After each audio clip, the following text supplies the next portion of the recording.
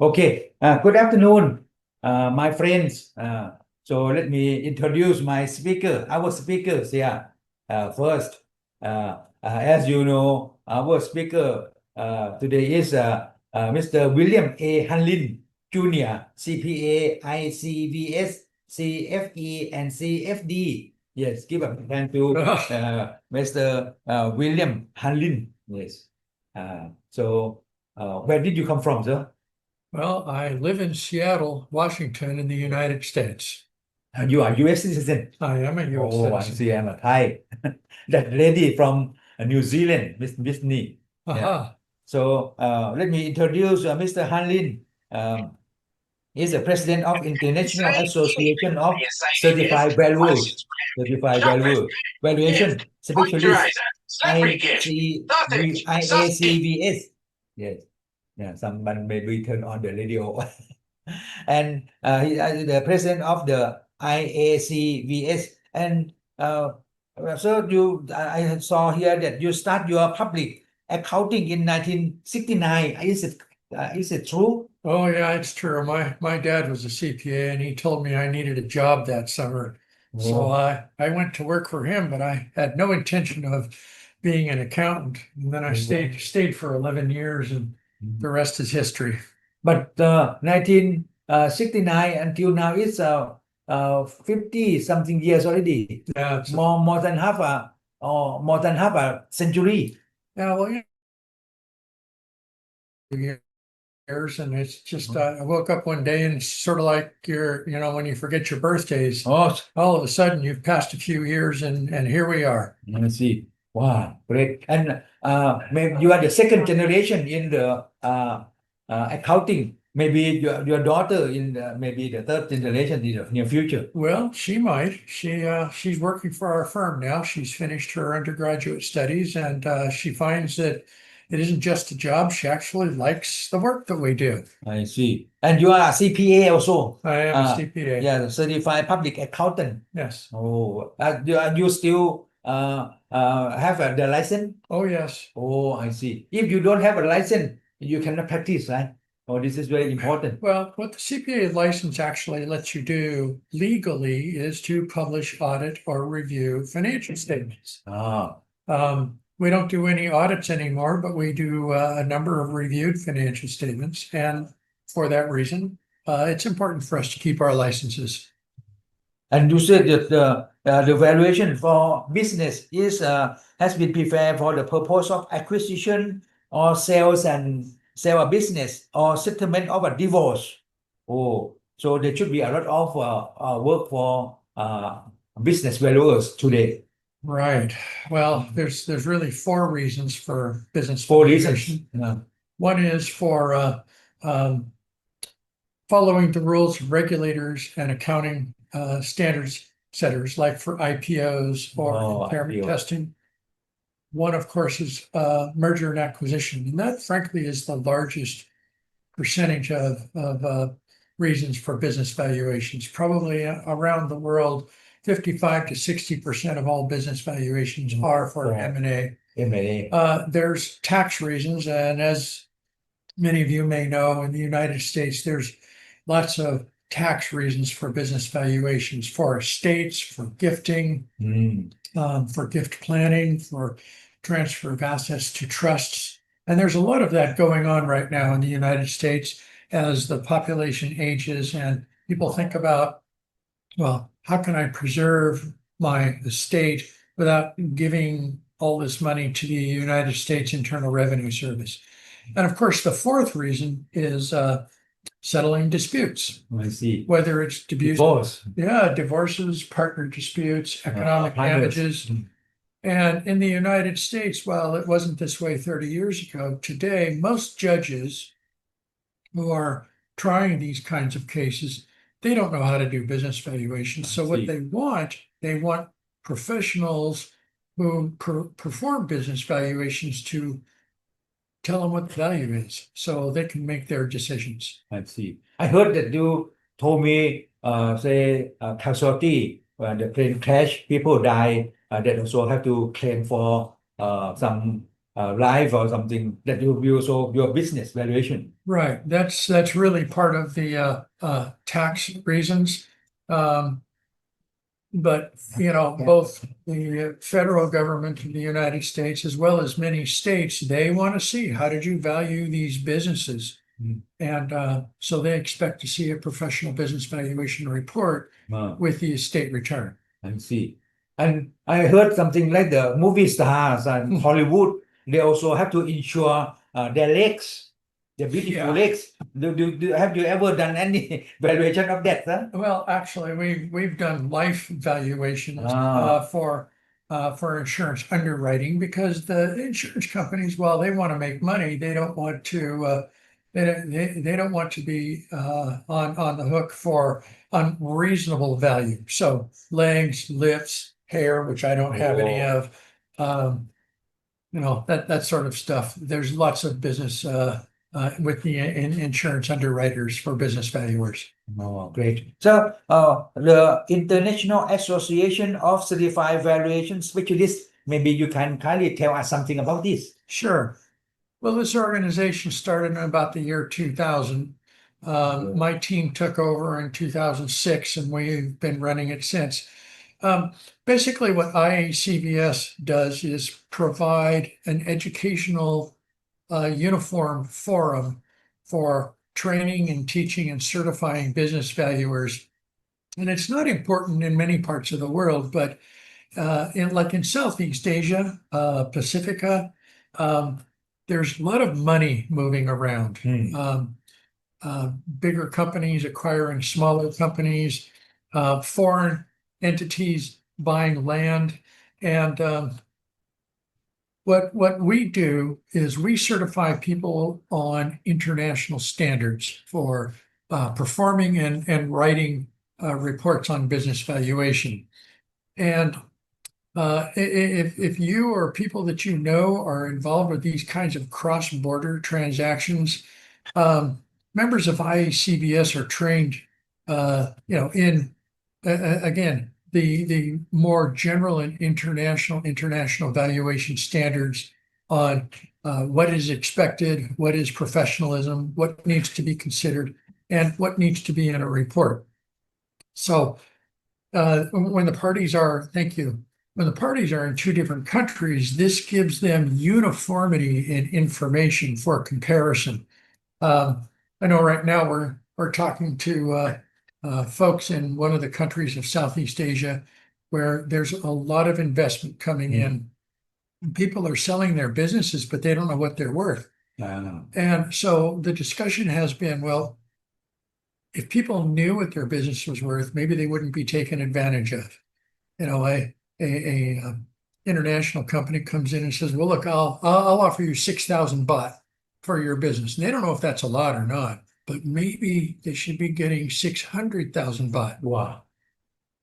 And it's that lack of knowledge and information and training that allows these disparities to take place. And I'm not saying that somebody shouldn't sell their business. And how can we become member of your association? Well, we have a number of charter members around the world. In China, we're talking with our friend Sapan here about a charter membership here in Thailand. We go to our website, www.iacvs.org. We're a nonprofit organization. We are in the education business. We want to teach people how to do it right, how to avoid the mistakes. And it's a growing profession, especially in emerging and developing countries. I see. In the United States, where I practice, I'll tell you, 30 years ago, nobody wanted business valuations in a litigation setting, whether it was a divorce or partner dispute. But today, judges will not make a decision without having a professional business valuation report. Again, judges got 50 files on their desk. They don't know how to do business valuation, but they're expected to make a decision between the parties to what's fair. I see. And so what they do is they rely on people like myself to teach them this analysis, this report is fair, or this analysis or this report is biased for one party or the other. Judges don't want to be fooled. I see. So last year, this year, 2025, in your own company, how many jobs you have done for business valuation, sir? Oh, probably 25 so far. And we've got And that big money also. It's better money than doing audits Real estate. or doing tax returns. We do a lot of tax work. We do a lot of tax work for international residents who have to file with the Internal Revenue Service. And, everybody comes to the United States thinking, well, the tax rules are going to be simpler than they were in my home country. Yeah, And maybe they're more not. There are certain things, if you don't file, whether you pay tax or not, if you don't file, you could pay fines. You could pay $10,000 of a fine or half of your overseas investment. But that's what people come to us for, is to avoid making those mistakes.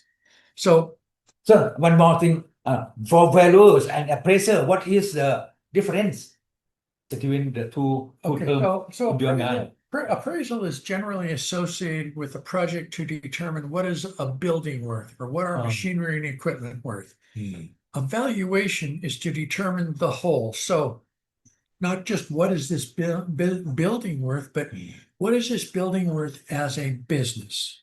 As a business. So it measures not just cost replacement or some cost basis. It also measures the goodwill. So if this building is an iconic location, has goodwill attached to it because it's in a famous place, or the name on the building. Name on the building, everybody recognizes, oh yeah, I know where that place is. It's known for having great businesses or restaurants or easy parking. Then there's goodwill attached to it that goes beyond the cost to build or the cost to replace. And that's where valuation comes in. So, for instance, I don't value assets. I don't value buildings. I don't value machinery and equipment. So in the case of the business valuation, we call ourselves valuers instead of appraisers. That's right. Last question, sir. Yeah. A little personal. What is your age? Older than you. But still very strong. He traveled from Seattle to Taiwan and then to Malaysia yesterday, and I pick him up yesterday here, and tomorrow he will go back. He will go to Korea and then Japan and back to Seattle again. You see, this is like a pilgrim. I make this trip every year that I can. Of course, I couldn't during COVID because nobody went anywhere. But I have met so many people and I've made so many friends. I met Dr. Sapan here in 2006. Yeah. And but at that time you look stout, but now I was much bigger. But I had to learn how to take care of myself and de-stress, and of course I lost a lot of weight. After you teach, if you have a few minutes left at the end, you may educate us about health, how to make yourself fit or something. Okay. Well, I tell you this, I don't really have a secret, but I still eat everything. I just don't eat as much as I used to. I don't need to. I'm satisfied with the food that I get. Even in the short time I've been here, Dr. Sapan has tried to fill me with delicious food, and I just get to a point where I'm full. I'm full, and the weight has just fallen off. Just try to encourage it. Yeah. Okay. Thank you, sir. About 10 years, but I'm very happy. The only problem was I had to buy new clothes. You take 10 years to reduce. Yeah. It may be too late for me. No, I don't think so. Okay, so that is just some introduction so that you get to know our great man here, our great professor here, our great practitioner here. So now I will ask our Mr. Hanlin to teach us about this. But as you may know, this webinar is run by the VFC World Council of Experts. In VFC, the International Real Estate Federation, we have several councils: Council of Developers, Council of PropTech, Council of Property Managers, Council of Brokers. So many councils indeed, but this is a Council of Experts. So all experts related to real estate, something else, properties. will be here. So we will discuss about this. We will have webinar every month.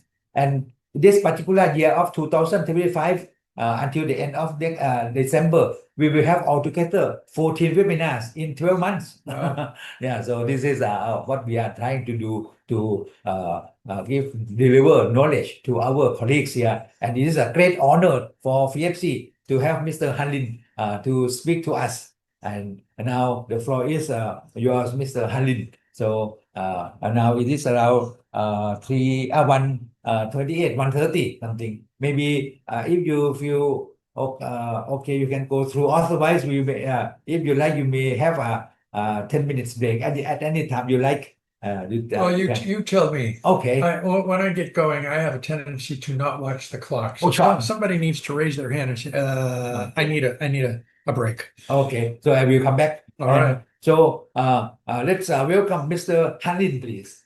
Thank The you floor so is much. yours. Yeah. I will prepare you the PowerPoint, Miss. Okay. So we're gonna share my PowerPoint for this. You already know what I look like, so it's probably more important that you see the PowerPoint.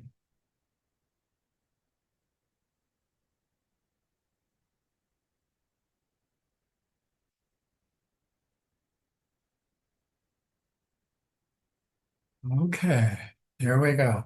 Yeah, that's the right one. There we go. So I was here last year, and I talked about ESG, and we could have a few words on that too.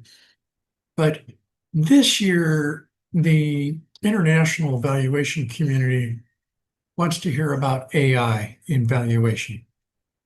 And so I've prepared some slides here and I've done some research. And of course, because I have my own practice, I'm very interested in how AI might impact valuation. The International Valuation Standards Council has formed a team of valuation professionals around the world to discuss first, not just the use of AI in valuation, but also should we have standards for how to or how not to use AI in valuation. As we will see during my presentation, it's still, I think it's still early.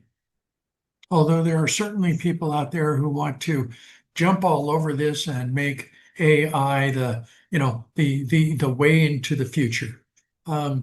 I started doing business valuations in 1982. And we didn't have an internet. We had libraries, we had books, we had magazines. It was almost impossible to go do a site visit of a business if it was very far out of town. But business valuation as a profession has come a long way. And let's just test these. Okay.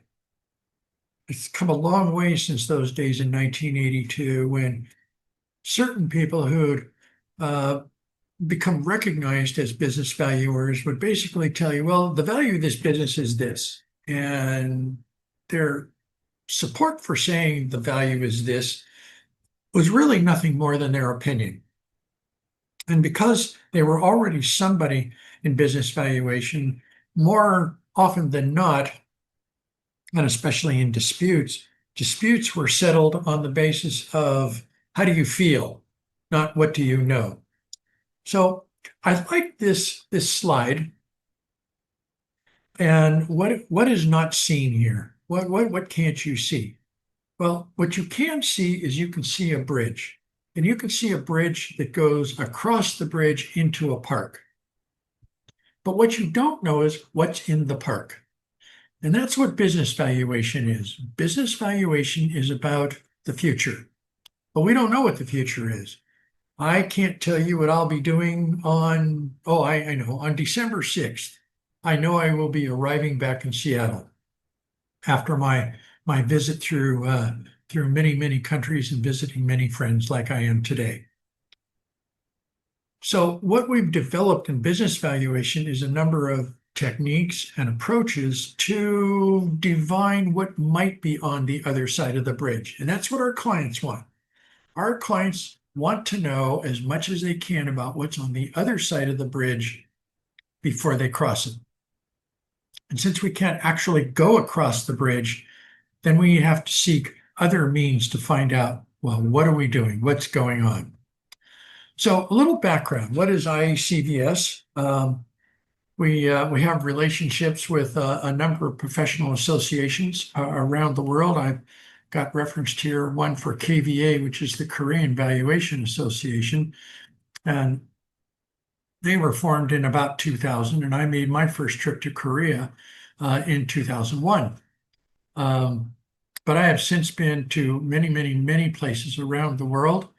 And I want to give you a little bit about my perspectives and talk about change, because change is inevitable. We've seen a lot of it, and I think we are destined to see more. So IACVS was formed in 2000, 2001, and is to promote best practices in business valuation through common use of valuation models and valuation theory on a global basis.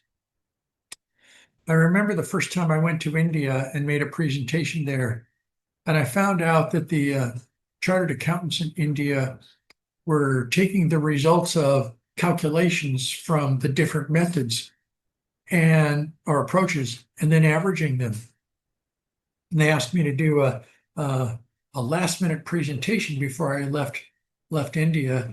And so I prepared a short PowerPoint of the mathematical difference between selecting the most appropriate approach versus averaging. And honestly, when I was done, this very handsome, white-haired older man got up to the podium and said, you know, it was very interesting listening to Mr. Hanlin. And I thought, uh-oh, here it comes. He's going to tell me never come back. And that's not what he did. He got up and he said to this room of almost 300 people, he said, after listening to Mr. Hanlin, I wish I was 20 years younger. And I thought, all right, they got the message. We're going to come back. And I've been to India many times since then. I'm helping them with their fledgling and sometimes confusing system of business valuation. And well, they have their challenges. The other thing that ICVS did was we created an international business valuation credential, currently called the ICVS, or International Certified Valuation Specialist. If you're a practitioner and all of your business is in your town, your city, your province, or your country, well, we're probably not something that interests you. But if you do cross-border valuation for mergers and acquisitions, or for IPOs, or for settling disputes, the ICVS credential has become internationally recognized. And frankly, much to my surprise, is the only international valuation credential that has been so recognized. IACVS has trained and credentialed approximately 30,000 individuals in 40 different countries using our system of training. Globally, because there are two other organizations that also use the same system that we do, they've trained anywhere from 80,000 to 100,000 people in the last 25 years. And that's a lot. The organizations that train people how to do business valuation and take 24 to 28 months freely will confess they're having difficulty recruiting new members because, honestly, people finish their school, they don't want to spend another 2.5 years earning a credential. So right now we are the only international business valuation credential. As a lifetime CPA, as Dr. Sapan is fond of pointing out, I started my first business valuation in 1982, and there was nothing. There were no books. I couldn't find anything in the library. I didn't know anybody I could call. So I took a one-day course from one of the local banks and learned about discounted cash flows. But as a CPA, I've been involved with preparing financial statements, audits, reviews, compilations. We do a lot of tax work on everything, including the great nation state of California, which is by itself very complicated and not always agreeable with taxpayers. We've conducted fraud examinations. I and a team of highly experienced professionals created the Certified in Fraud Deterrence credential for NACFA in the United States. And in business valuations, I and one other person rewrote and updated NACFA's training material courses for CVAs in 2003, some 13 years after they had started. They had never updated their information. And at that time, business valuation was developing very rapidly in the United States. So as president and CEO of IACVS, I get involved with training materials. We update them frequently. We pay attention to trends. We have this wonderful chapter on valuing brands. And it's fun. I think it's fun. And that's why I make these trips around the world. But change is constant. It's inevitable. When I first started doing organized business valuation in the United States, there were competitors who didn't like each other. And so they would spend time saying bad things about each other. But eventually that mostly has stopped. And that has allowed the business valuation profession at least in America and in Canada, to flourish, to grow, and to consider new ideas. Finally, the International Valuation Standards Council, IVSC, under its new leadership, began a project in about 2014 to update the international valuation standards, and they've done a great job. They update them frequently for new and developing topics. Beginning in January 2025, their newly updated standards included topics such as ESG. Should ESG be considered in valuation and appraisal projects? And of course, they wanted it to be an absolute that you must do this. Our research showed that ESG was not ready for prime time to be included in either appraisal or in business valuation. And so we stood up at the meeting that they had 3 years ago and said, we're not ready for this. And so if you look at the IVS now, you will see that ESG is to be considered. And there are reasons why it can only be considered, which we can talk about somewhere towards the end of this presentation. So, well, let's get into this. Is AI your friend or your foe? Artificial intelligence. There are people who think, it's just the greatest thing since, the 10 Commandments, and everybody should embrace it. And a lot of companies are. And unfortunately, as a consumer, where I see AI being introduced the most is in call centers.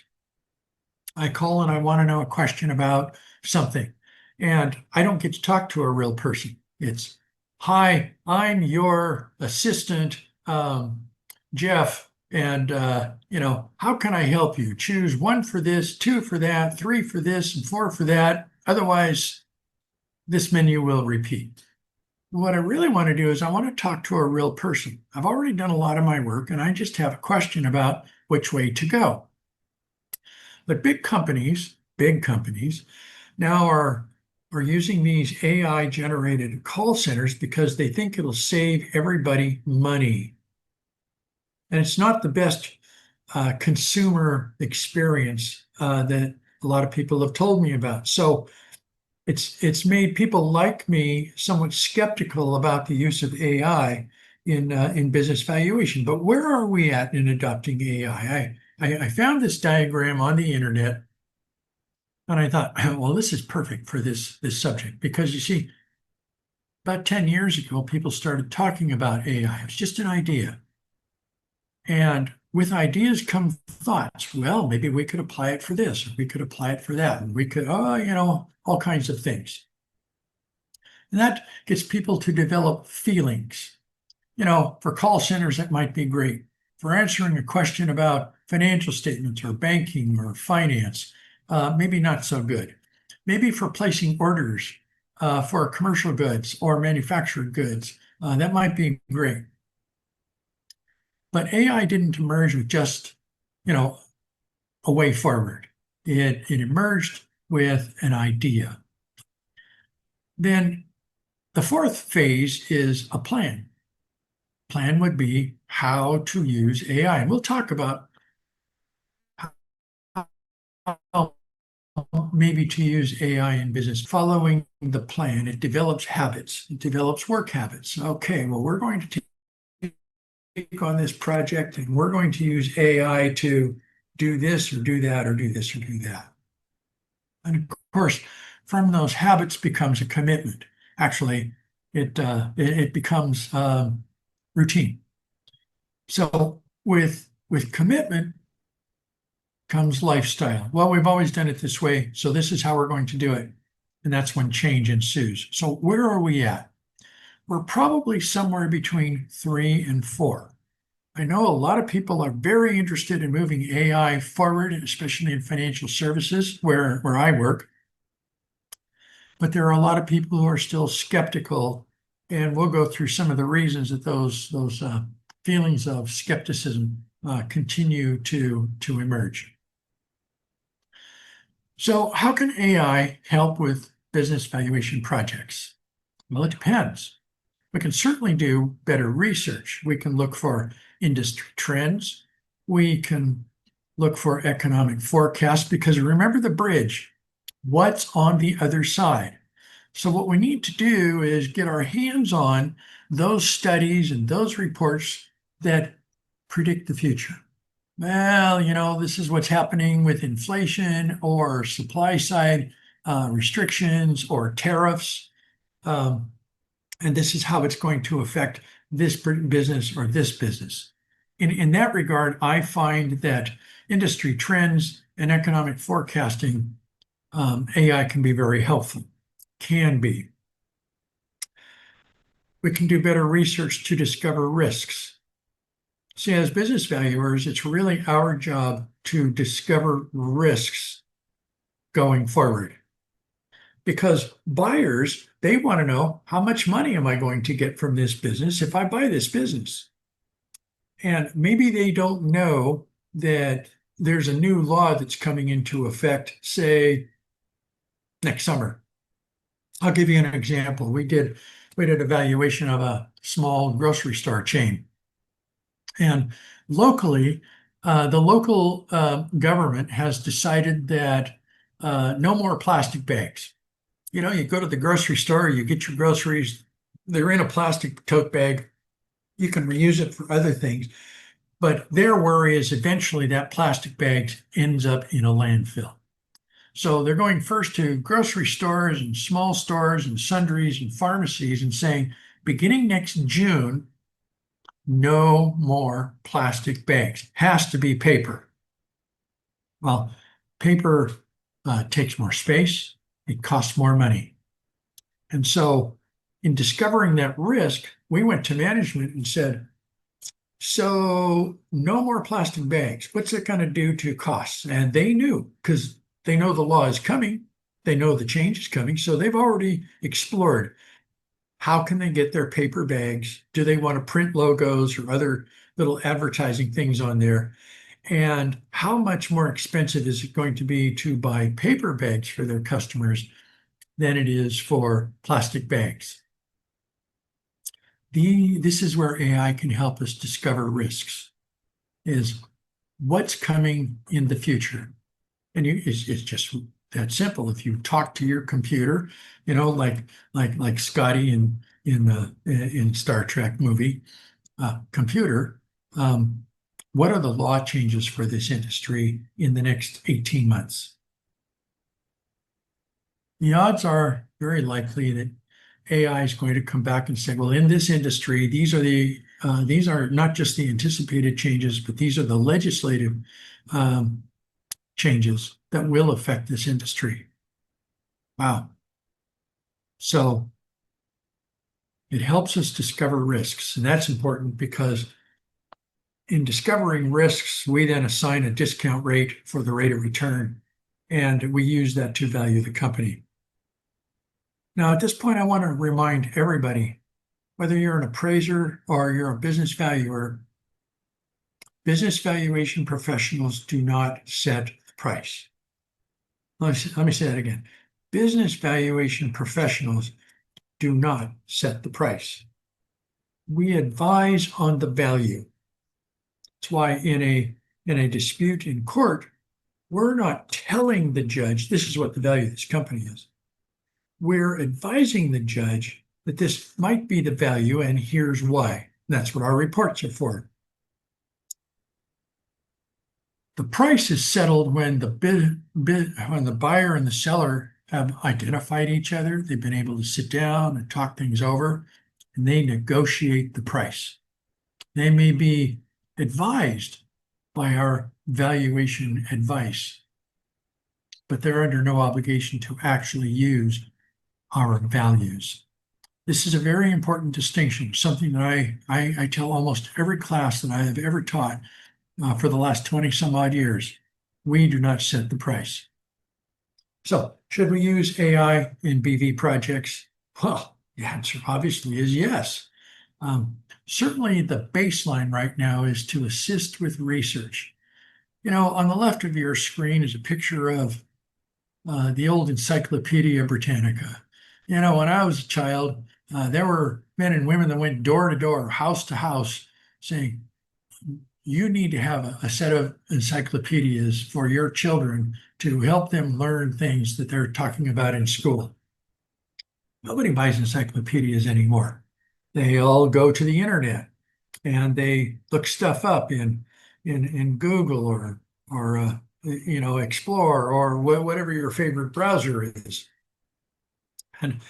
And if you find something that's useful and you want to keep it, you can save it to your computer as a PDF and you can print it out later for your file. We use the computer of things, including doing research for our business valuation. But what business valuation purpose is really conducive to AI? Well, for those of you that do business valuation, or maybe you're just thinking about it or you're looking at it, there's, as I told Dr. Sapan at the beginning of this presentation, there's 4 reasons for business valuation. One is an accounting requirement. Public companies that are public or companies that are going public with an IPO. Underwriters want to see all the possibilities. And so maybe information discovered by AI to describe the project, the prospects, prospects for investors, or a process. Maybe that's a good idea. There's more investor money being thrown into AI today than any other industry. And because of the competitive nature of AI, there is serious consideration being given that some of the AI research companies and development companies will not make it, that it's going to end up with a few. And so and it's far beyond the scope of this presentation today, but investment money going into development of AI and databases has just been hugely enormous on the anticipation that if this company becomes the regular user or the regular go-to place for use of AI, that they're going to be the winners and they're going to have the money. So what about tax purposes? I know the United States has a pretty complex system of taxes, both at the federal level and at the state level. So generally for tax purposes is to set the value of the company for a transfer or to a trust, to beneficiaries after death, for establishing value for estate purposes. So a lot of valuation that's done for tax purposes is to not minimize, but take advantage of any discounts that might be available for lack of control or lack of marketability. So this requires research. It's usually based entirely on case law. And for any of you that have tried to look up tax cases in any country, it can be a very daunting task. AI can help with that. Controversies. Well, AI is probably not going to be useful because controversies are generally about damages or partner disputes or even divorces as of a certain date. And judges want to make decisions based on historic performance. So unless it can be shown that historic performance is just not going to take place, or even that there's an inability to grow the company, judges don't want to know about the future. They want to know about the past, and they want to know about the possibility that the past represents the present and the future. Mergers and acquisitions or planning for exit strategy. I've got no down here, but let me tell you, I want to change that to maybe, because and we've worked on merger and acquisition assignments. And sometimes we'll come across something in research, and most recently using AI, that says there are problems with the industry that the business works in that won't manifest itself for a while. In the example that I'm thinking of, we value the value of a dairy farm. And there have become more cries for regulation of dairies because of the waste that is given off by the cows. It goes into the ground, it gets into the streams. And so regulators in many parts of the United States have created legislation where now the dairy farms have to have significant investment in waste management. You've got your cow tied up there in the milking barn, and what happens with all that waste? And there's so much concern about the concentration of the waste and changing the usability of the soil around there that council people, legislators, representatives are now mandating that this waste disposal equipment be installed. Well,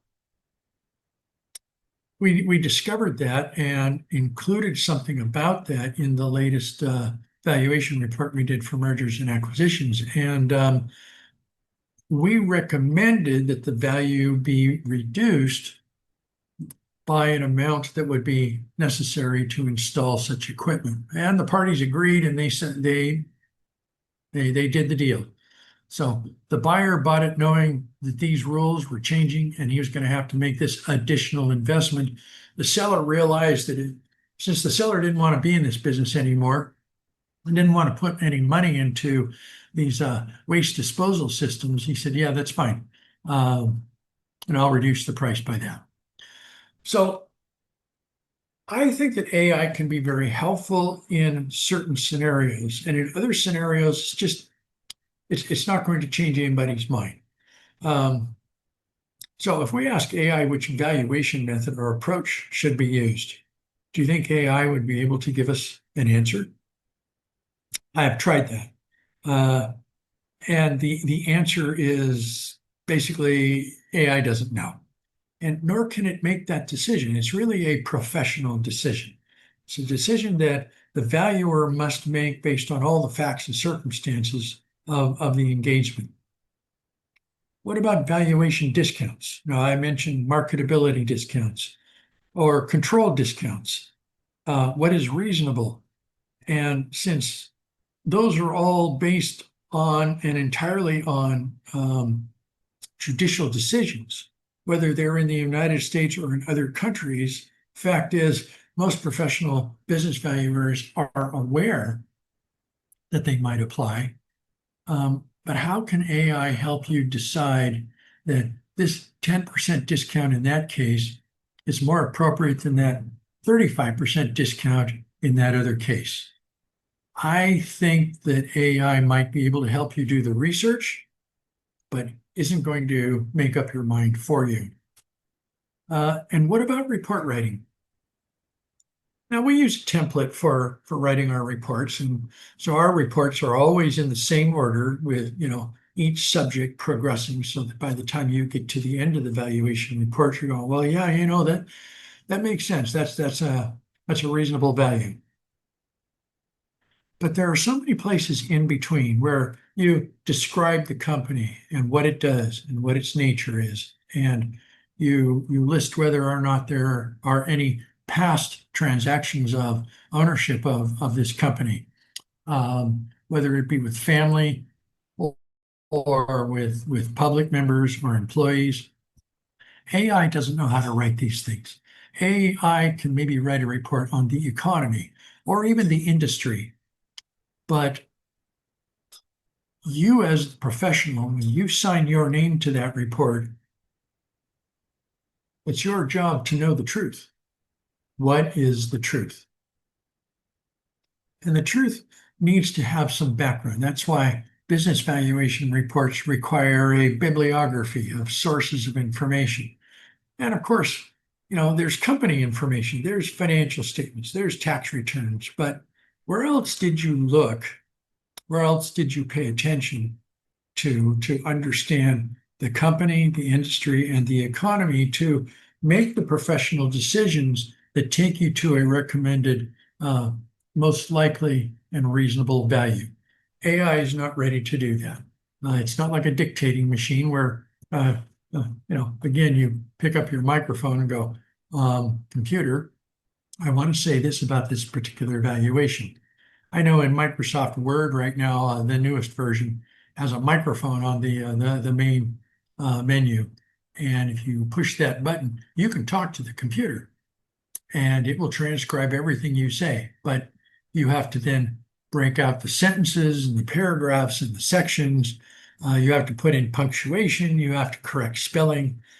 Sometimes you have to change and fix context so that the message that you choose to deliver is the one that actually gets delivered. So, professional considerations. I am a CPA. And so I've always had to follow standards and statutes that say you can do this and you can do that, and you better not do this. And if you do that, we're going to take away your license.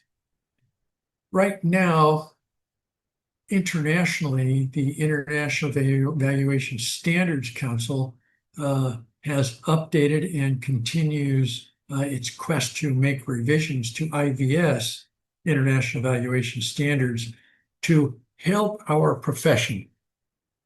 And it isn't just for business valuation. They have standards for tangible assets, standards for valuing real estate projects. They're working on standards for how to value financial instruments, but that one seems to be elusive, and they've been working on that for 10 years. It's still a mystery. But independence is in everybody's standards. It's in everybody's statutes. It's in everybody's licensing agreement. You have to be independent. You can't be dependent or biased. It's considered if you do work for a relative in business valuation, you can do the work, but you have to disclose in your report, yeah, my client Bob here is also my brother-in-law, or my dad, or my son. You have to disclose that so that the reader knows that you have this special relationship. and maybe they believe everything you say in your report, and maybe they don't. Professional judgment is something that we all have to consider every step along the way, beginning with, should I take this job? Should I take this engagement? Is this something that I can be competent at? You know, unlike financial statements around the world where regulations and standards say you have to be able to know what you're doing with this industry before you take the job, business valuation says you better be able to explain what this industry does and how it affects the economy by the time you sign the report. But professional judgment is necessary in any case. AI will not write a reasonable conclusion. If AI calculates the value is $10,192,824.16, it doesn't know to round it to $10 million because business valuation is about the best estimate. It's not about the precise number. If you put a precise number in your report, you're inviting ridicule and criticism because now you're not about the best estimate. Now you're about a very precise number. And if you're off by even $1, you're wrong. You're wrong. Discount rates, which is the heart of doing a valuation involving a discounted cash flow projection. A discount rate that can be calculated might be 25.67. But how does that help anybody? Why not 26%? And described as approximately 26%. So we have these professional considerations. And I don't think that AI will, at least in its current stage or incarnation, is going to be able to replace professional judgment. I remember years ago, we introduced the ICVS credential in one small country that was a big financial hub around the world.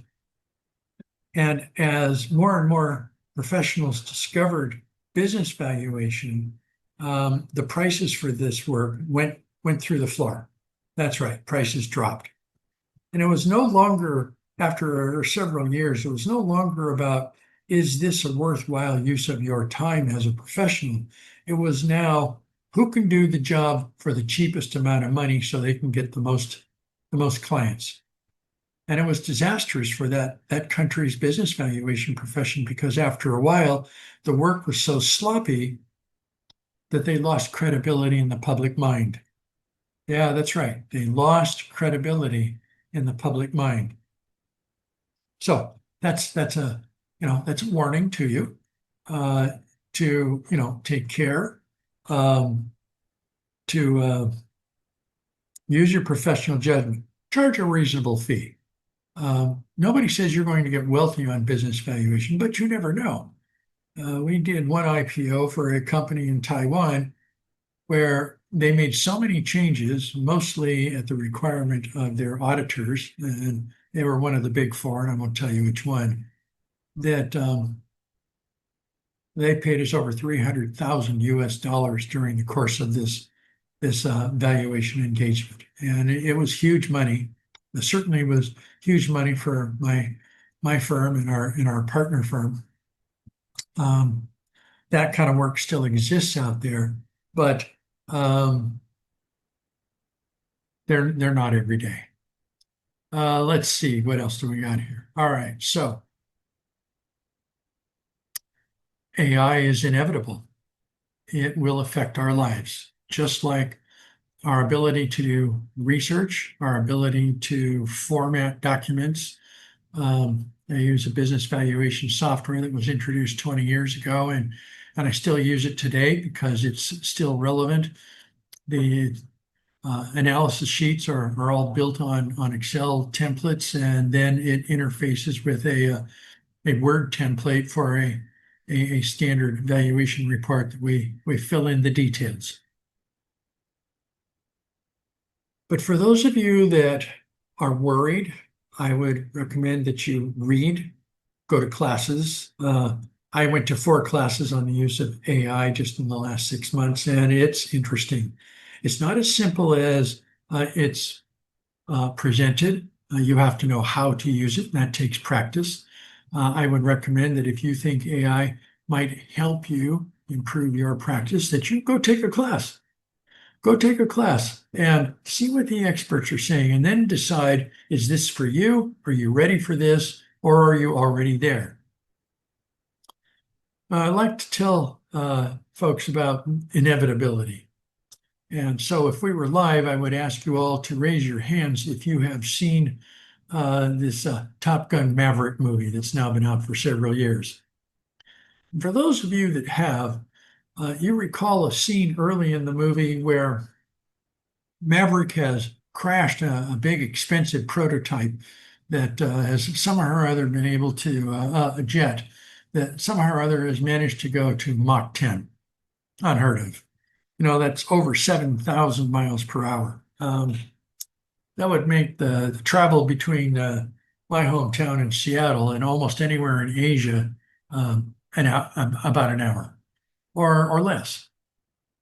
Anyway, so the admiral who wants to see the Navy move everything to drones says, you know, Maverick, the end is inevitable. We're not going to need test pilots or people like you to fly these planes anymore. And Maverick's ready to leave the room, and he says, you know, Admiral, you might be right, just not today. I think that AI can be very helpful to us. Is it going to take over how we do our business, how we perform our business valuations? Not today. All right, let's see. Well, let's move into ESG, and I'll take a break in about 15 minutes. So last year when I was here in Bangkok, we had a this is as part of one of our subjects today, and today I want to talk about ESG, what its considerations and business valuations are, how much cash flow will be realized by buyers, and should ESG be considered in the 4 main reasons for doing business valuation? So let's see. Okay, so for tax purposes, maybe. If it helps give a better view of the value of a company because of the impact of ESG, then maybe it should be considered. I have to warn you right now, tax authorities and auditors and reviewers who look at business valuation reports, they don't necessarily understand ESG. And then what they're not interested in is a valuation report that seems to have tricks to affect value. For an IPO, maybe, because IPO valuation reports really aren't so much about the calculated value as they are all of the circumstances that the valuer has considered to arrive at the cash flows that are required by the valuation for public financing. So maybe, but it would be anecdotal. It would be information that the valuer has considered to arrive at, say, a discount rate for the cash flows. So maybe. For mergers and acquisitions, I'm going to say ESG just doesn't apply. The buyer wants to buy the business as it is, unless there is some known or knowable change in laws, regulations for that particular industry, then they don't really care about ESG. They want to know, what does the business do and what has it done in the past in terms of revenue and expense and net income and net cash flows. And damages, certainly not, because damages are a matter for the courts, and damages are determined as of the date of the damages. Unless ESG affects how those damages were incurred, the courts don't care. They just don't care. So what is ESG? Well, E stands for environmental value. S stands for social value. G stands for governance value. And I remember when I started teaching business valuation, we had this long list of the types of values because we were talking about standard of value. And I remember seeing social value there, and I thought, how in the world could you quantify social value? Well, we'll look at some of the things that are part of the IVS standards on ESG, and maybe you can make up your own mind. So how can we help the buyer and the seller get their wants? I want a business that makes money. I want to sell a business and get all the money that I can. So these factors, ESG factors, these are environmental factors that are actually mentioned in the IVS as items that might affect environmental factors: air and water pollution, biodiversity, climate change, current and future risk, clean water and sanitation, carbon and other gas emissions, deforestation, natural disasters, resource scarcity of efficiency like energy, water, raw materials, and waste management. Now, I am not a scientist. I'm a financial analyst.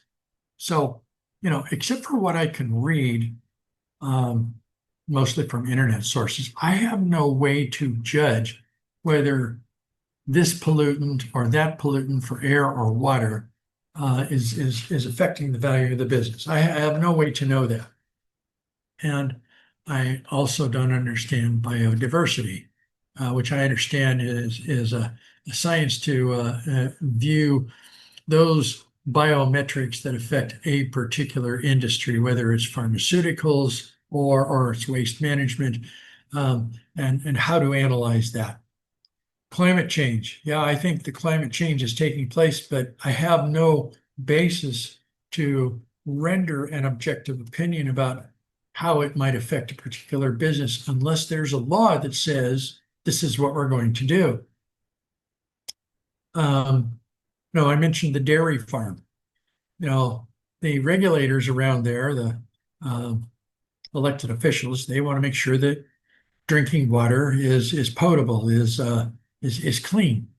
And so it's in their interest in representing their constituents that the water for the entire community remain viable for drinking right out of the tap without having to boil the water or use other chemicals to clean the water.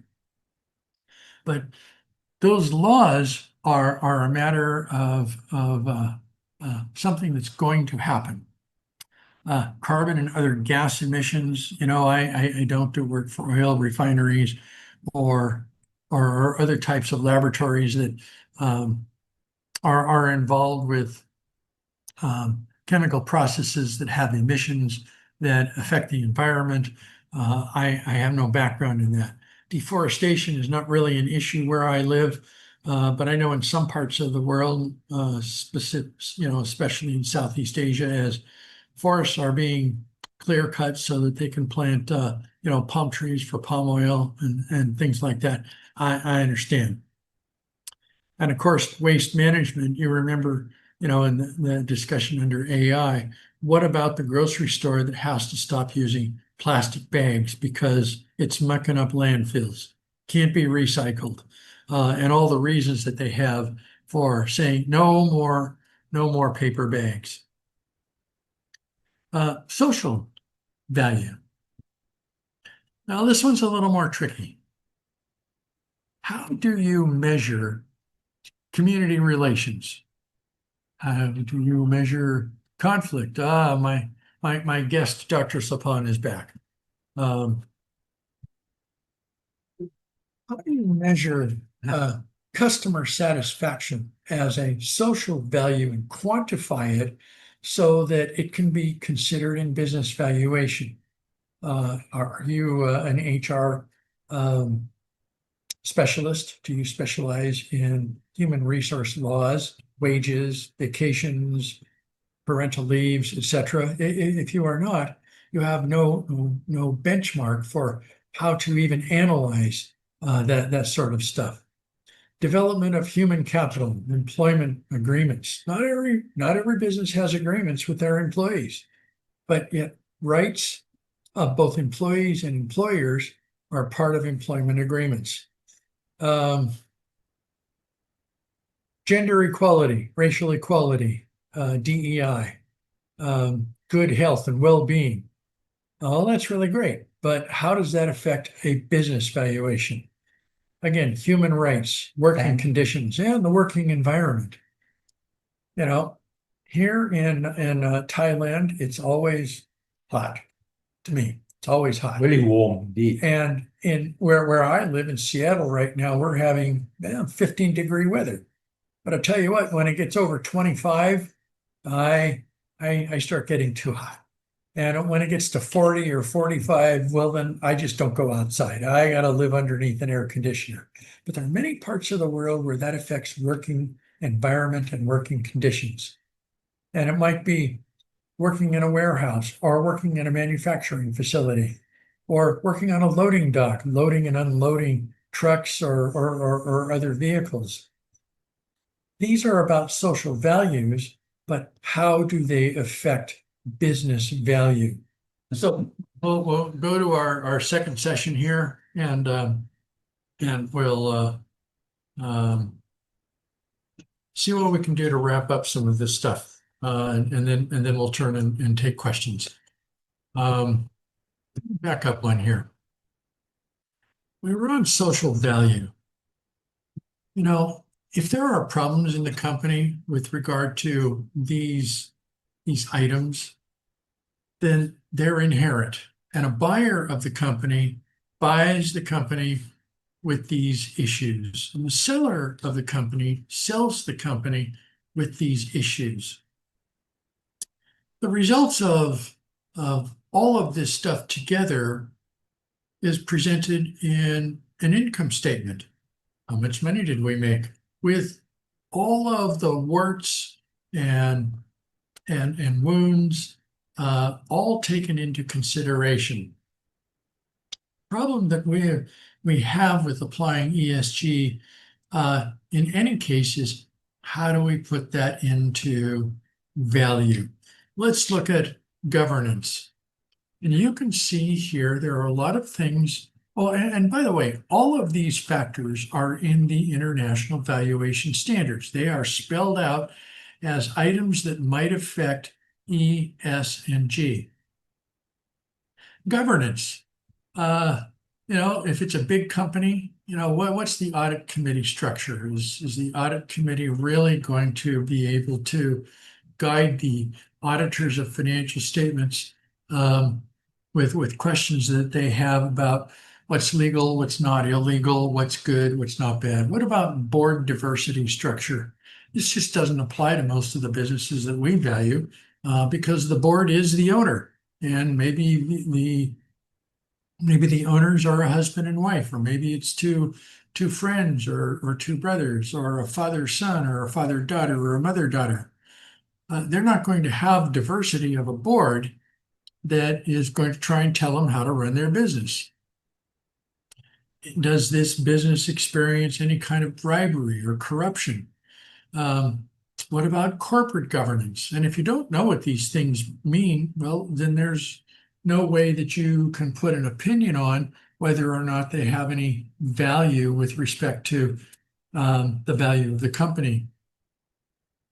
Donations, ESG reporting standards and regulatory costs, and I'll get to that. Executive remunerations. There are some people that think that governance value is out of whack if upper management is making all kinds of money, and there's no balance to it. And some people think that when the higher ups make all the money, then the workers don't make enough. But maybe that's a social issue.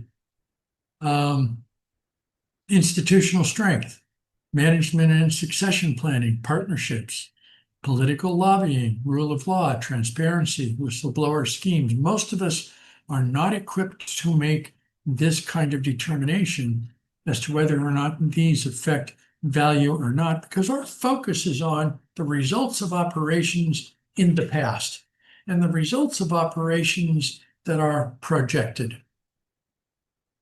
So how do you calculate ESG? Well, we need more data. Data. We need more data. And we're not getting data. Frankly, ESG in terms of data collection is in its infancy. And there just isn't a lot of it. You know, in real estate appraisal, you can get all kinds of data. In business valuation, you can get lots of business valuation data, company ratios, expected targets, historical balance sheets, historical income statements for an industry. But if you require management to give you their ESG score, and that's how it's related, then management's got to conduct an ESG study. The Fitch rating, Fitch is a big international credit reporting agency. They'll do an ESG study for you and tell you what your ESG score, but their cost of an ESG report starts at $175,000 and typically goes to almost $400,000. And if you tell your small privately held company they've got to have one of these, they're going to go find somebody else to do the valuation because they don't have this kind of money for an ESG study.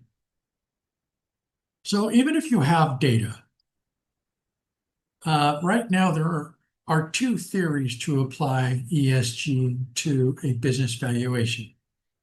One would be to add an arbitrary premium or discount to the discount rate. And it can't be just your opinion. You could include this instead of a separate line item in your report that shows how you've got your discount rate. It could be just included in the company's specific risk premium. So Kroll does a lot of the investigation into this. They would like to collect enough data and sell that data to the business valuation community. Oh, and where all of this started really is the International Monetary Fund and the World Bank and the United States Securities and Exchange Commission started requiring publicly traded companies to comment on their ESG score. They felt this was valuable information for investors. But they didn't tell anybody, well, this is how you apply ESG scores. They don't tell you if you have a 75%, what that means. They don't tell you if you have a 25%, what does that mean? So auditors started volunteering to help these public companies all over the world write a paragraph or two or a page in their annual reports explaining this is what their ESG score was and what it means for future operations of the company. But that data is not conducive for how to include it in business valuations. But and I will tell you that in the United States, nobody considers ESG in private companies. Nobody. In Europe, particularly Western Europe, this is of great concern.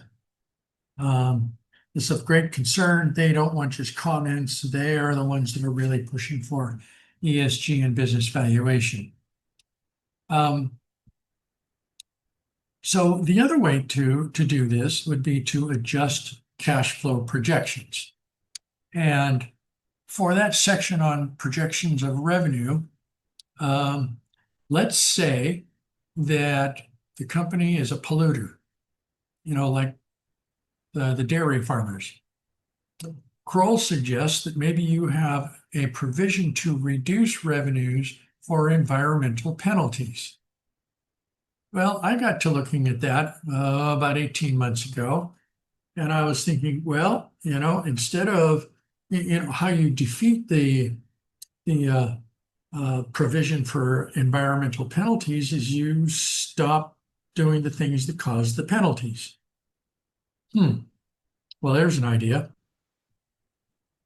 So in the case of a dairy farm, if they are required to invest in pollution control equipment for the waste from cows, well, then they wouldn't have environmental penalties anymore, would they? How about additional expense, like having anticipated penalties for failure to follow good governance policies? Well, that means the governance policies have to be known at the business valuation date, and they have to be known. They have to be known, and they have to be measurable. And of course, the way to avoid those governance penalties would be to change practice so that you're no longer outside compliance of the law.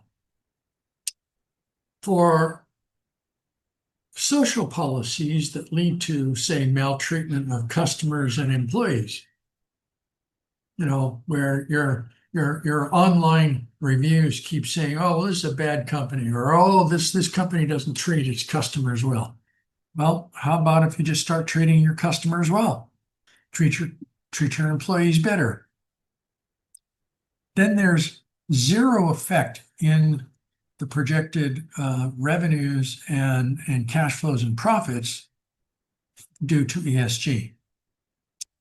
Now, ESG, according to Kroll, can be anything from about 0.2% up to about 2.8%, and they reserve the highest value of penalty for those in what they call sin businesses. Those that make armaments, rifles, guns, things that society doesn't like. Okay, but most of us aren't going to value or gambling, or criminal activities. So if you do have the information, if you do have the data, well, then maybe the solution to ESG is just to say, well, we've increased the company's specific risk premium by 0.1%, 0.2%. And measured that way, that means that the effect on value is not material.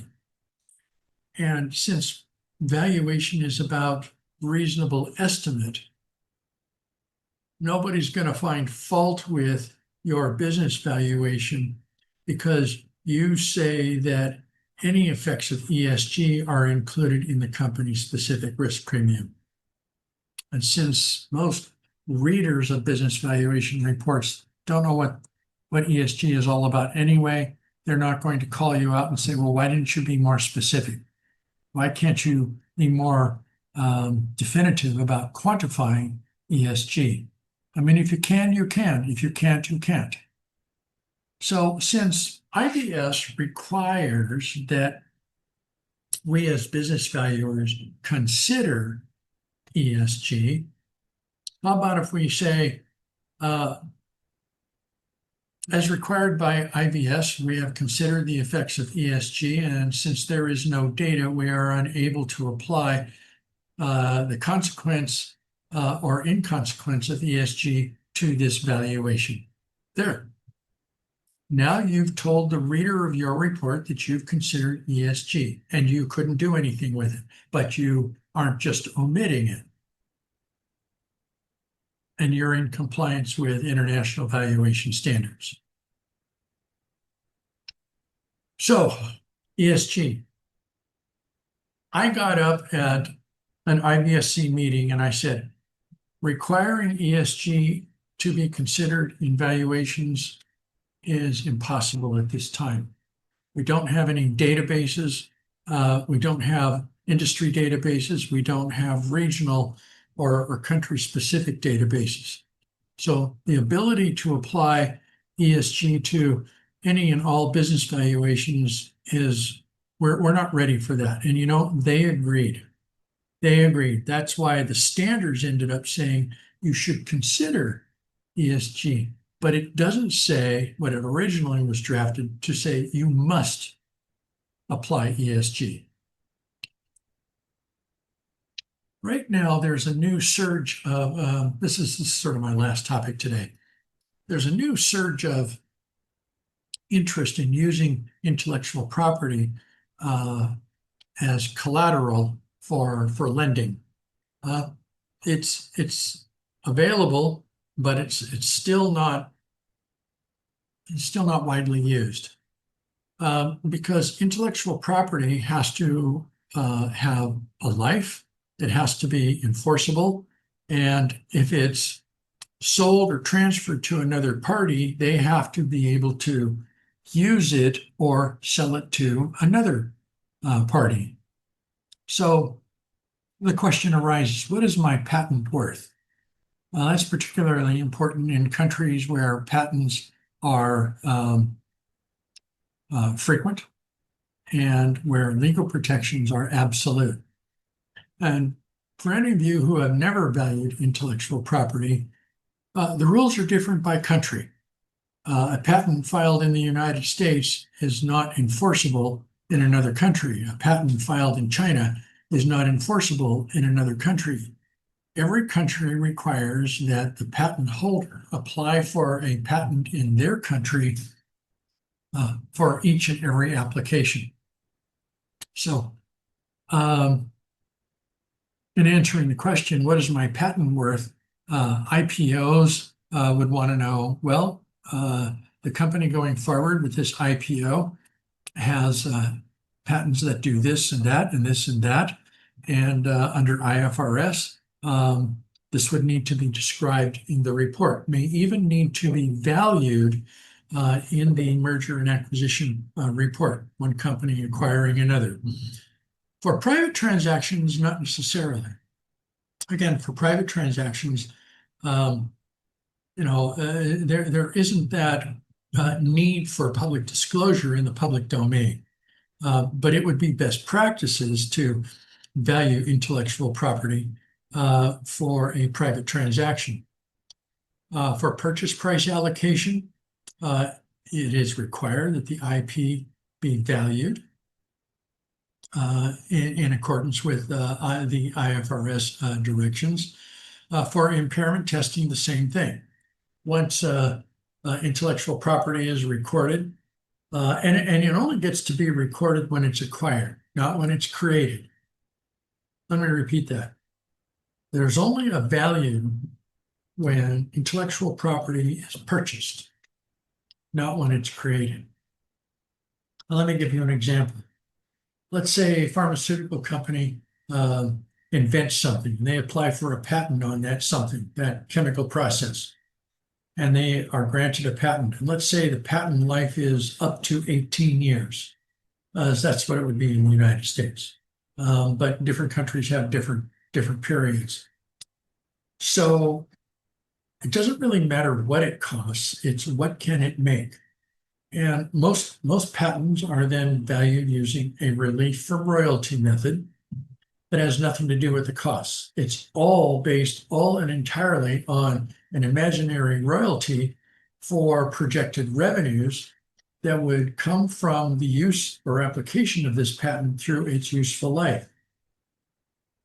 So things that would impair or limit the value of that would be patent life is going to expire.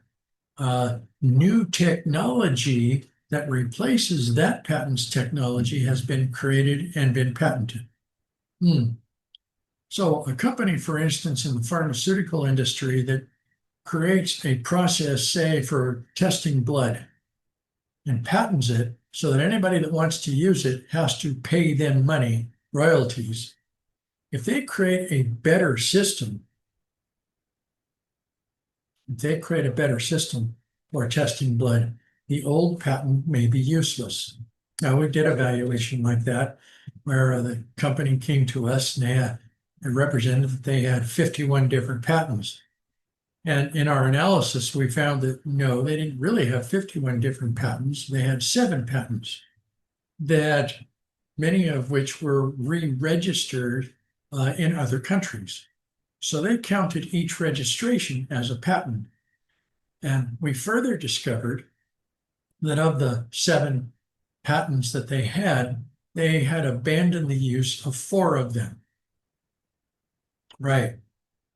And one of the 3 remaining, they were working on an advanced development, which would render that patent to be useless if the new patent was approved. So it sounds real exciting. Go to the bank and say, look, I've got this patent and I want to borrow some money. Keep in mind, what does the bank want? They want their money back. It's their investors' money. They don't really want the patent, because if they take the patent because their banking customer doesn't pay the money back, well, then they got to go find somebody to buy the patent. And depending on the amount that's borrowed, they almost never recover their full value. Intellectual property is valued for disputes and for damages. And of course, the process for that varies from country to country. I remember years ago, we were doing a seminar for a group of people, and it was on valuing intellectual property and especially for damages. And this one young lady stood up to ask a question, and she said, well, we have this client that's come to us, and they have asked us to calculate the damages that we have experienced because this other company was using their patent technology to make money, and they weren't paying them. So this is a typical dispute, use of patent technology that does not belong to the person that's using it or the company that's using it. And she said, what should we do? And this was in an Asian country. And I said, well, in the United States, we would go to the attorney representing the client and say, look, we need to have these documents. We need to have production documents. We need to have sales documents. We need to have cost documents. And she said, well, we can't do that here. And I smiled and I said, I know, but someday you will. But in the meantime, lack of a judiciary that is equipped to deal with these issues allows for this kind of cheating. Knowing that, yeah, they're cheating, but nobody's going to do anything about it. Recently, I would say in the last 10 years, tax authorities have been paying to values of intellectual property and transfer pricing issues. Transfer pricing issues arise when a product is made in one country and then shipped and sold in another country. But because the tax rates in one of those 2 countries are so high, what they do is they overload the costs of the intellectual property in the country where there's the higher tax rate. More and more companies that are being investigated on transfer pricing issues are hiring business valuers to help them quantify those costs for transfer pricing. I won't say it's a new area, but it's a growing area, especially as international commerce becomes more closely related to each other.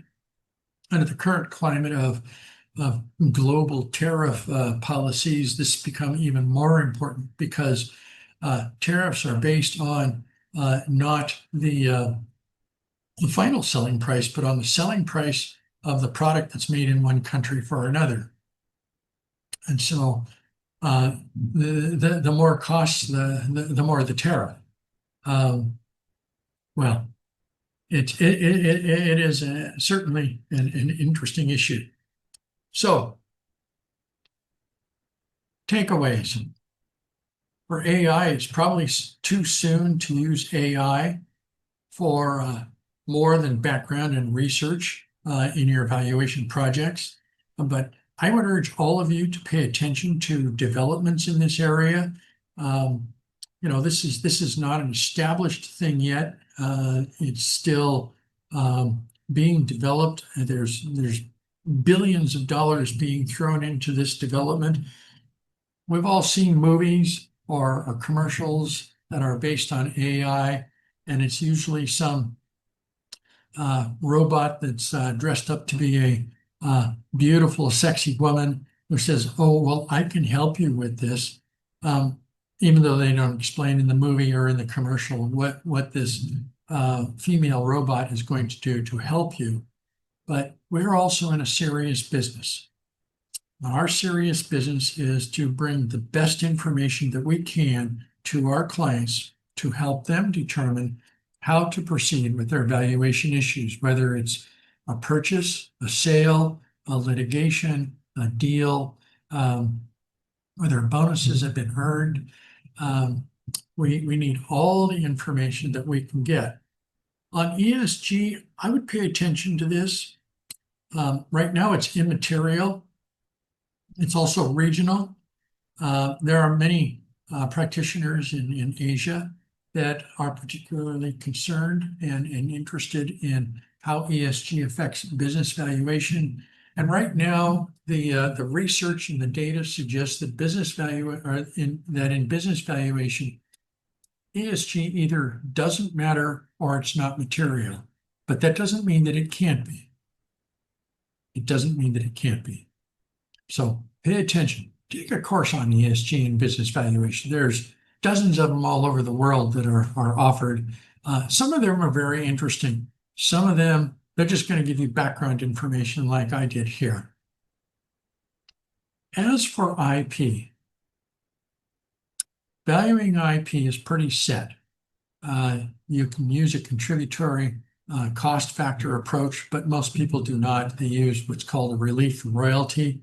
There are a lot of really good books out on that. If that interests you, let me know by email, and I will direct you to a couple of organizations that offer a number of books on not only how to do this valuation, but what the formulas are, how to set them up, how to report on them, what to say, and I guess finally, standards.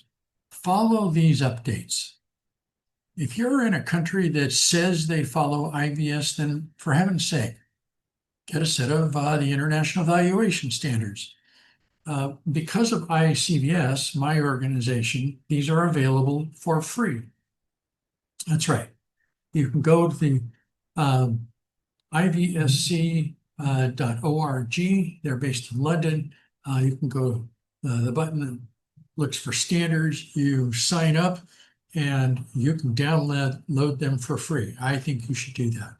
And you should probably look at some of the studies that they do each year, because while they're not frequent, they're often enough as they publish their studies and surveys on projects that are important to them.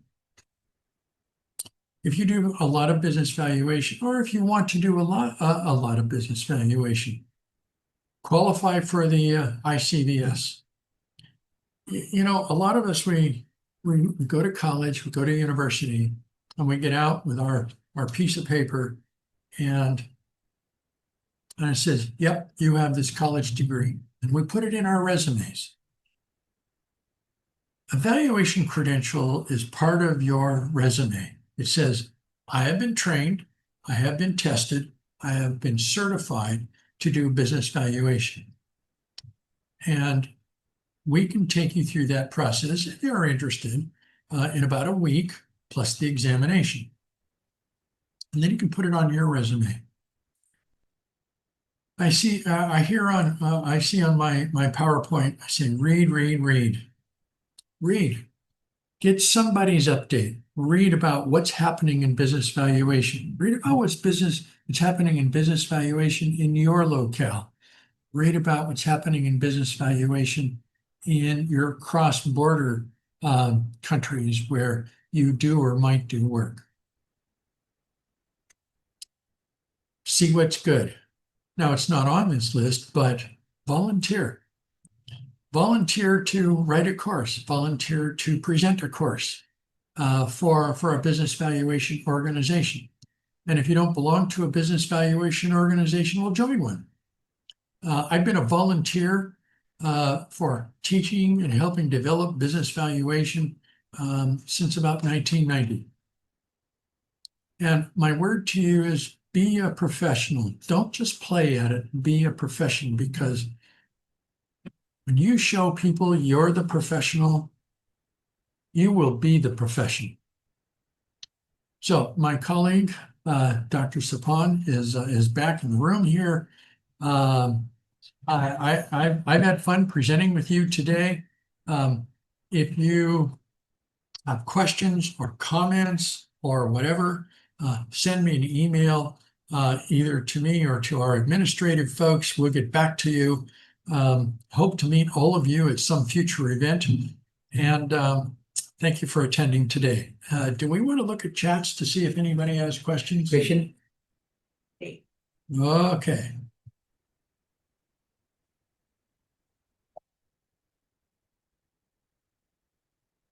Okay, one about fireflies. Will we get the slides of today?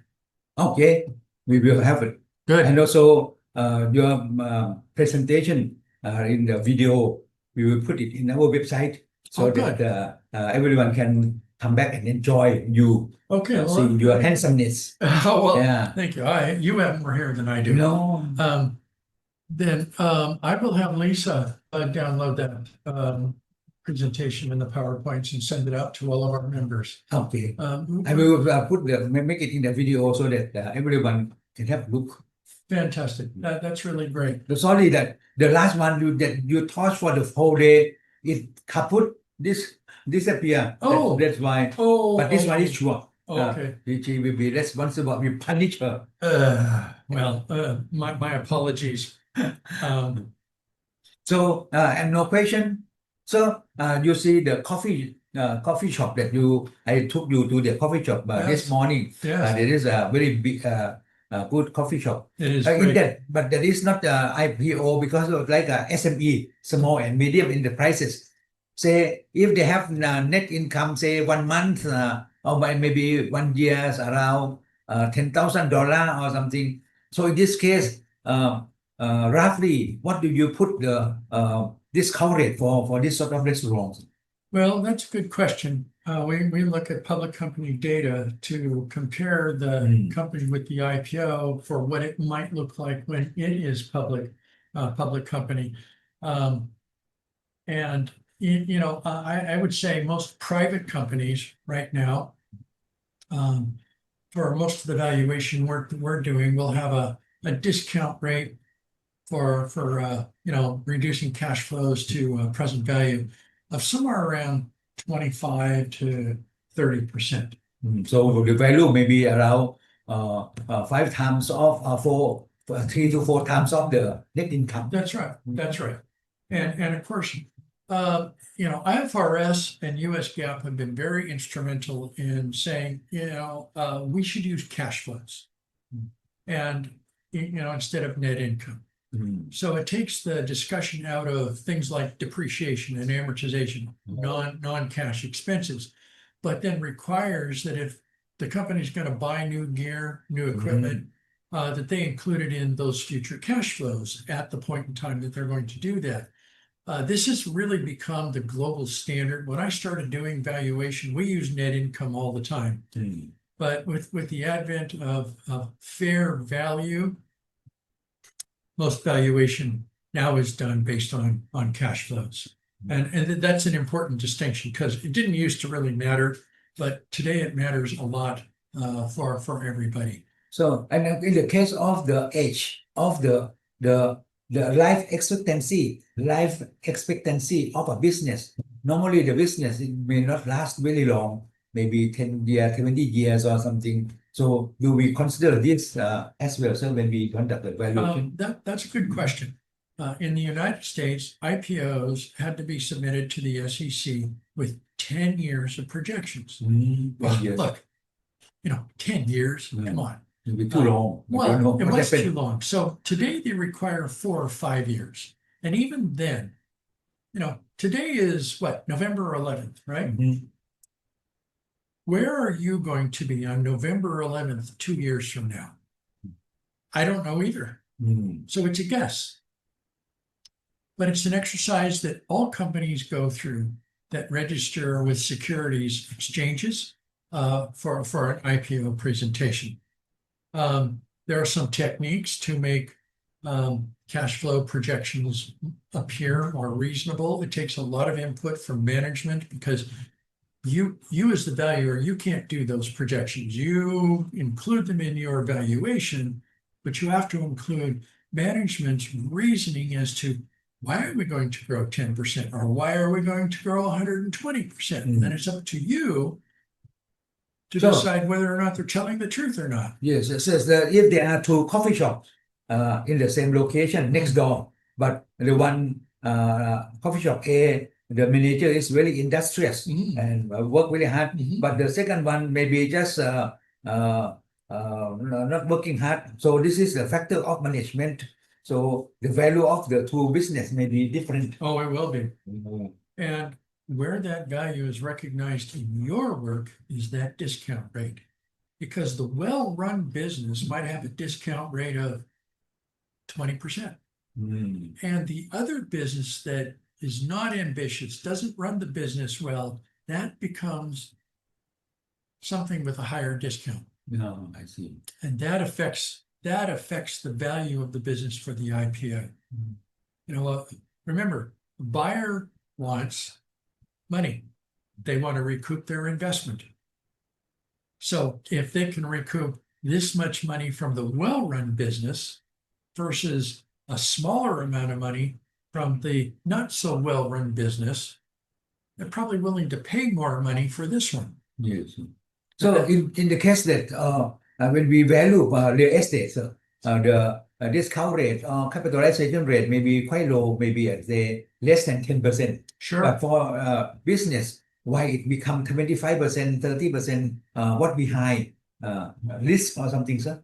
Well, when you value real estate, you've got this building, and the building isn't going to change. The building is going to be this size, this many rooms, this much space, this many floors.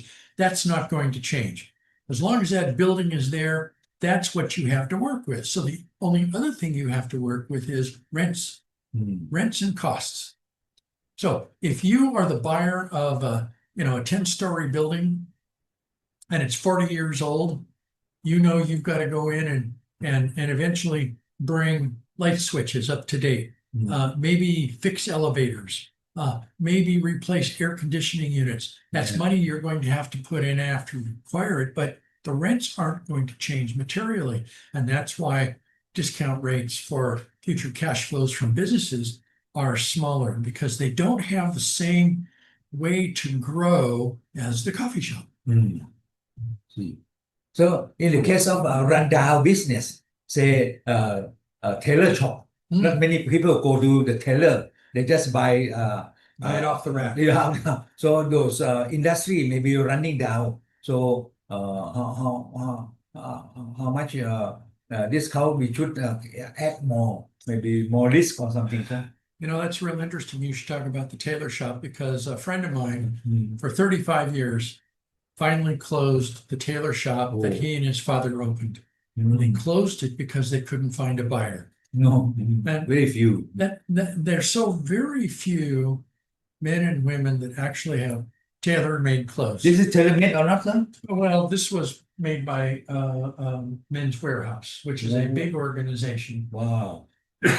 But I have several. I bought a couple of suits from this man, and I went back with a friend of mine to have him make a suit for him, and it was closed. Oh, It's a lost art. I see. Whereas we used to have lots of tailor shops 50, 60 years ago. Today, if you want a tailor shop, you have to go really hunt for them, because they don't make as much money. It's really an art, to getting somebody to look good in a suit or shirts or whatever. Same thing with shoe shops. Shoe shops also. You know, I had shoes for years. I would just have new soles put on. But there are no shoe shops anymore, or they're so rare. They're No, so very rare. rare.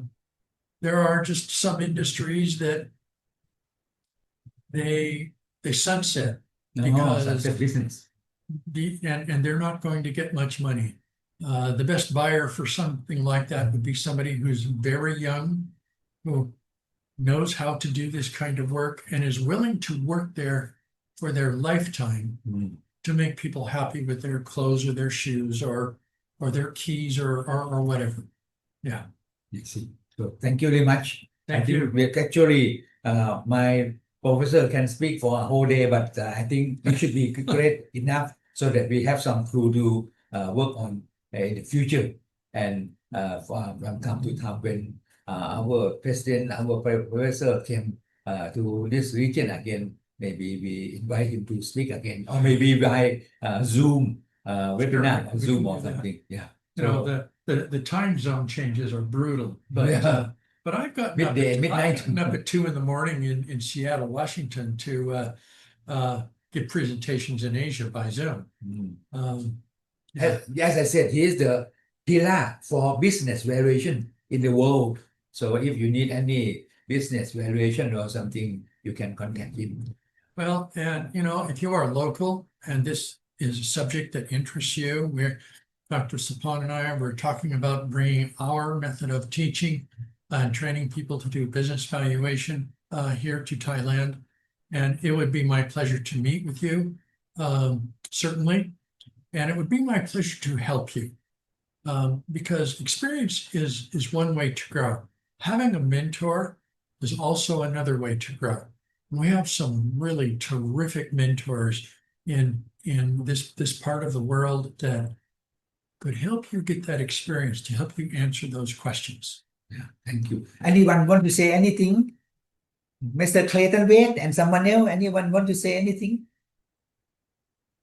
I saw Mr. Clayton Wade said something. It was just a great afternoon. It was really nice. This is the second time I've been able to listen to you speak. And by the way, I spent most of the first 40 years of my life in Seattle.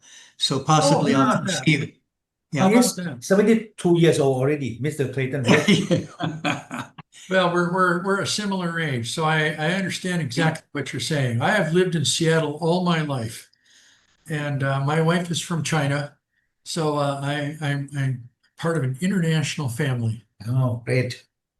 I'm a Nathan Hale graduate. What high school did you go to? I went to Blanchette. Okay, great. In fact, It was nice to see you today.